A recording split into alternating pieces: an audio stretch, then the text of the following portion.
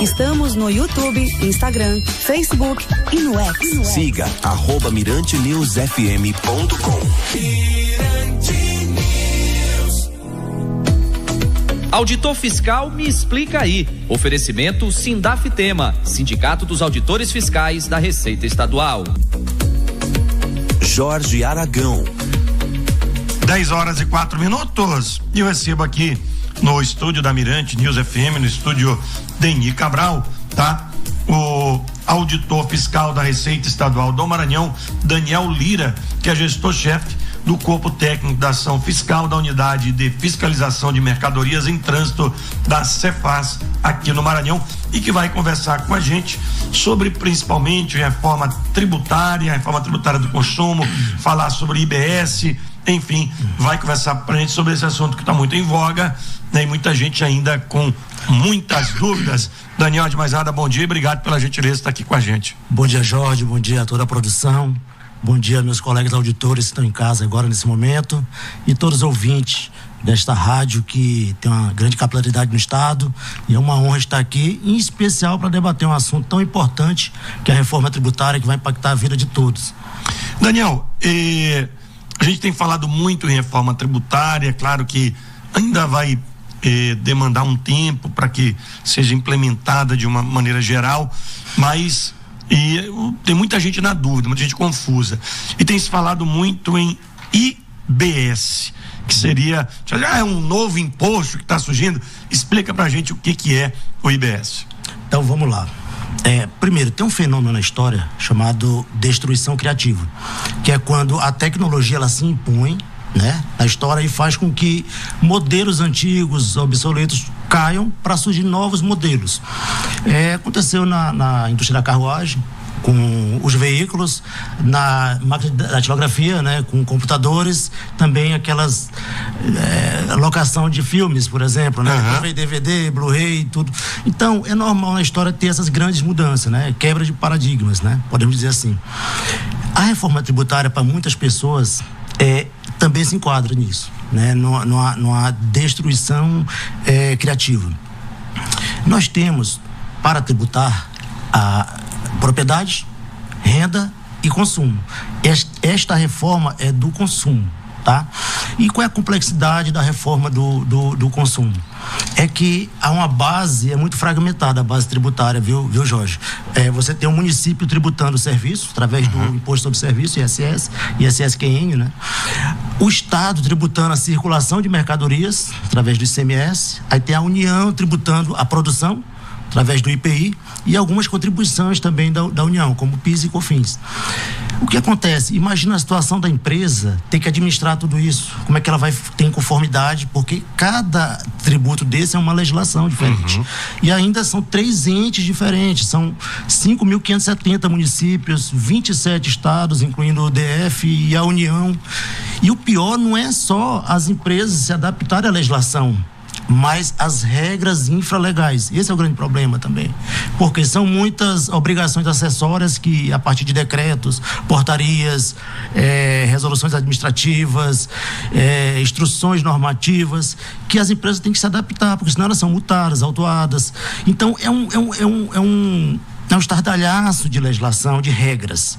Então o que é que pensaram? Não, já que é para tributar o consumo, vamos fazer só um tributo, como na Europa, que é o IVA, Imposto do Valor Agregado. Aqui também na América do Sul, na Argentina, no Chile, no Uruguai, já tem o IVA, Imposto de Valor Agregado. Então, como fazer? Vamos trazer aqui para o Brasil? Vamos. Então, todo mundo apoiou isso, né? Só que o que acontece? Esbarrou num problema da competência dos estados e municípios. Então, os estados e municípios não estavam dispostos e das penas, né? Exatamente. Perder ali a competência legiferante, né? Criar a legislação dos seus tributos. Então, era um problema. Então, qual foi a solução? IVA dual. É como se fosse gêmeos ali, né? Tipo siameses.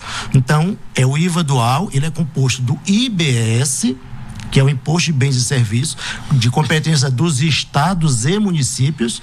E você vai me perguntar, mas peraí, cara, 5.570 municípios, 27 estados, como é que vou administrar isso? Aí sim, lá na Lei 214, o artigo 480 trouxe a figura do comitê gestor.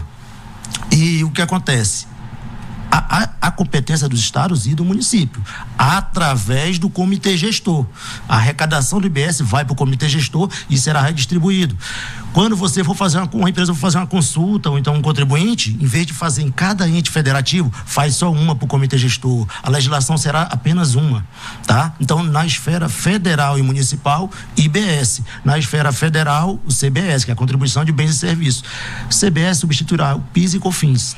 O IBS substituirá ICMS e o ISS. Só que tem um detalhe: a base é bem ampla do IBS. Então, além de substituir, também vai abarcar algumas áreas econômicas, algumas atividades econômicas que não estavam cobertas pelo ICMS ou ISS. Tá? Então, perfeito. O que é que isso se traduz em simplificação para as empresas, para os negócios? A ideia é que as empresas tenham tempo para produzir, para gerar emprego, para crescer. Não perder muito tempo com burocracias e busca da conformidade fiscal.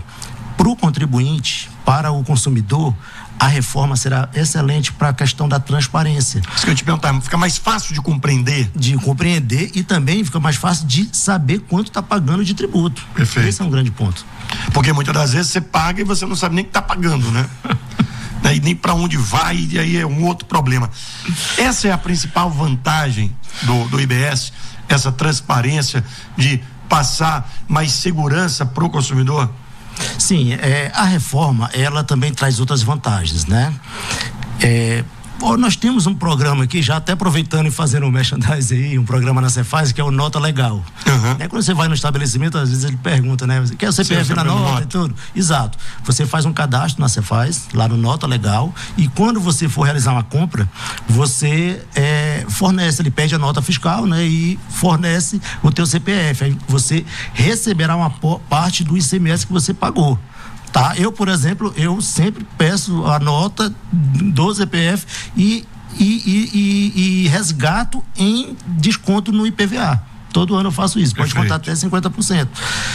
Na reforma, tem algo bem interessante também, que é a cesta básica, né? Nós temos a Lei 214 com 540 artigos, uma lei bem complexa, 23 anexos, e no artigo 125, ele trata sobre a cesta básica, em que os produtos lá do anexo 1, quem tiver curiosidade, dá um Google lá e pesquisa lá, arroz, manteiga, leite, eles estarão com a alíquota zero.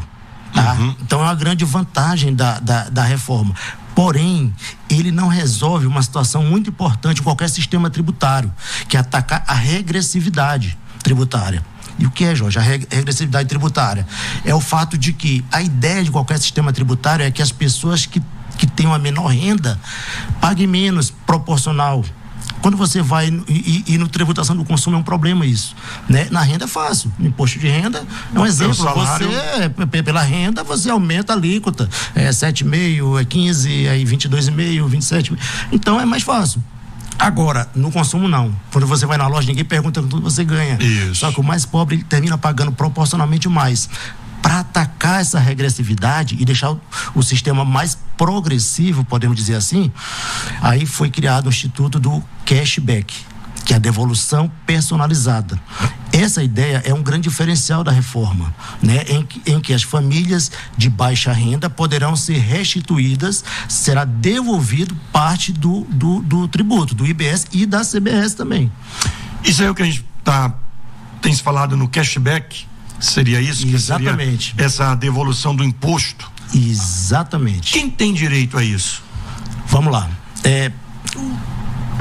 As famílias de baixa renda, né? Mas como é que funciona? Lá no artigo 112 até o 124 da Lei 214, ele traz algumas regras, né? Alguns requisitos. Uhum. O primeiro é que o responsável pela unidade familiar, ele precisa estar cadastrado no CAD único do programas lá, do cadastro único de programas sociais do governo federal. Então, o primeiro critério é isso, tem que estar cadastrado lá.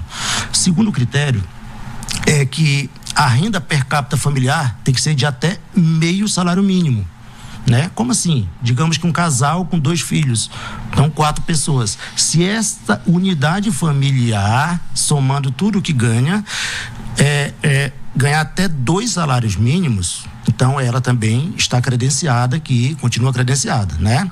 Terceiro critério, CPF regular E o último critério é morar no Brasil, né? Em território nacional. Esses são os critérios. E eu gostaria só de me estender um pouquinho sobre cashback, que é um tema que eu acho muito interessante. Também como vai ajudar as pessoas, em especial de baixa renda, né? Na questão da conta de energia elétrica, na conta de água e saneamento, né? De esgoto, conta de telecomunicações, conta de gás, se for encanado ou não, mas de gás também, né? Por quê? Porque a devolução é na hora da cobrança. Então tu já vai chegar com a conta com valor menor, entendeu? Então é um grande diferencial também. E o valor também da devolução é muito bom, né? O IBS, ele devolve a partir, no mínimo, 20% para a família de baixa renda. E o CBS, nesses itens essenciais que eu citei agora há pouco, 100% do CBS. Tá? Nos demais produtos, todo 20% de IBS e CBS. Agora, é importante que você que está em casa sempre peça nota e CPF na nota. Porque o CPF na nota é o que vai fazer o governo saber que você fez aquela compra ali, vai poder vincular, tá? Tem 2 ouvintes aqui perguntando, um diz assim: bom dia, o informe do CPF nas notas para este fim tem alguma influência na declaração de imposto de renda no fim do ano? Obrigado, Danilo Alto do Turu. Perfeito. Não, Danilo. O objetivo, o propósito é só identificar o contribuinte. Nós estamos falando agora do IBS, já da reforma, que esse cashback ele vai funcionar a partir de 2027 para a CBS, que é a transição, né? E para o IBS a partir de 2029, porque ainda tem uma fase de transição, né? Então, em 2029 começa a transição do ICMS e ISS para o IBS, ou seja, a alíquota do ICMS, quando for em 2029, ela vai cair 10%. Por exemplo, se algum estado for 20% a alíquota do ICMS, vai ser 18% em 2029. Aí, a alíquota configurada lá, calculada para o IBS, inicia com 10%. E até 2033 será assim. 2033, o ICMS estará extinto, e o ISS também, e o IBS estará sendo cobrado pelo valor integral, tá? Não tem relação com isso que ele perguntou, do imposto de renda. A ideia é devolver mesmo, ali para as famílias de baixa renda. E o Wilson está dizendo aqui, já paguei mais imposto que meu salário. Diz aqui, isso é possível isso? Olha, o que acontece, infelizmente, tá, a reforma tributária, ela não tem um condão de diminuir os impostos. Esse nunca foi o propósito. Mas também não é de aumentar. A ideia da reforma tributária é criar um sistema mais simples para que naturalmente os negócios fluam, né? Que naturalmente gere mais emprego e tudo devido à simplificação, né? Tem um item da reforma tributária que é interessante, que é a apuração assistida. Hoje você falar com algum contador, até manda um abraço para os contadores aí, o Conselho de Contabilidade, Ana Lígia, presidente, o Fernando Henrique, são parceiros aí também da Cefaz, mas todos os contadores, eles é um trabalho hercúleo, assim, para fazer as declarações, né? E na reforma haverá a apuração assistida, ou seja, nas emissões de notas e recebimento de notas, já vai sendo formado ali a apuração. E vai chegar só para uma espécie de homologação, podemos dizer assim, mas só para ajuste das empresas, né? Então já vem praticamente pronto, como veio a última declaração agora do imposto de renda. Já tem uma alíquota definida para o IBS? Não tem. Ainda tem estudos, mas tem uma trava, né? A expectativa é que seja no máximo 26,5% e foi colocado na lei, tá na lei. Ou seja, não passa disso. É o que está na lei, mas nos cálculos aí, ainda informais, assim, devido ao aumento das isenções, né? Como eu falei agora há pouco da cesta básica, né? Com a ampliação não é das isenções, tá? De alíquota zero e de benefícios ali, né? Em redução das alíquotas. Faz com que a alíquota padrão aumente. Então, isso é um movimento natural mesmo. Impacto na carga tributária? Bem, o que acontece? Para as empresas, como eu falei, é simplificação. Então, não vai ter impacto. Os debates foram muito firmes nisso. Não ter aumento de tributação. Agora, a pergunta que sempre se faz é assim, essa mudança, a ideia dela é também trazer mais justiça? Ela será mais justa? Sim. Eu até citei agora há pouco o cashback, que é uma forma de justiça social, justiça fiscal, dando um caráter mais progressivo para a tributação do consumo, né? As pessoas mais pobres poderem receberem de volta parte do tributo pago. Isso aí se caracteriza com a justiça social.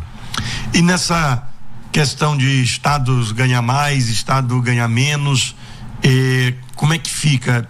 Já se chegou ao entendimento que isso me parece era um grande entrave, né? Era a guerra fiscal do modelo anterior, né? Do ICMS. Era um grande problema, mas ele é sanado a partir da ideia do princípio do destino, tá? Inclusive é até algo muito bom para o Maranhão, né?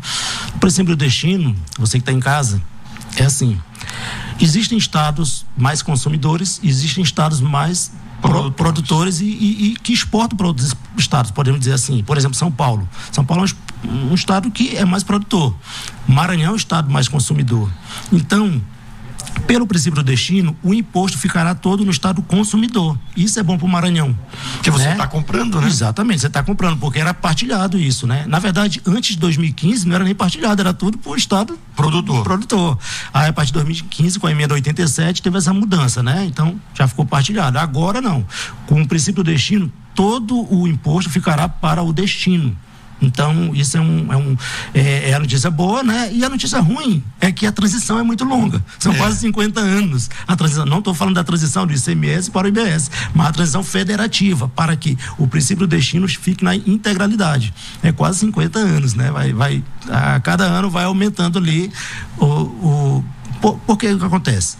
Foi a forma para os estados produtores também não perderem tudo de uma vez e se adaptando, né? Engajarem para a reforma, porque senão eles poderiam boicotar, né? E dizer assim, o prejuízo é maior, né? Exatamente. Agora, e a Receita Estadual do Maranhão, como é que ela está se preparando para esse novo momento? Sabe que é uma transição, tem todo um período, mas a Receita Estadual do Maranhão já está se preparando para essa situação? Como é que está para vocês também, auditores? Eu até parabenizar os auditores fiscais aí, não só se preparando, mas como participando também das mudanças, né? Nós participamos de grupos de trabalho, subgrupo gestor, a gente participa eu mesmo agora, semana que vem, estarei no evento do Encontro Nacional de Coordenadores e Administradores Tributários, que são debates sobre a operacionalização da reforma. São muitas informações, são muitas novidades e a gente está bem ativo nesse sentido, né? E a instituição também, ela incentiva muito o estudo.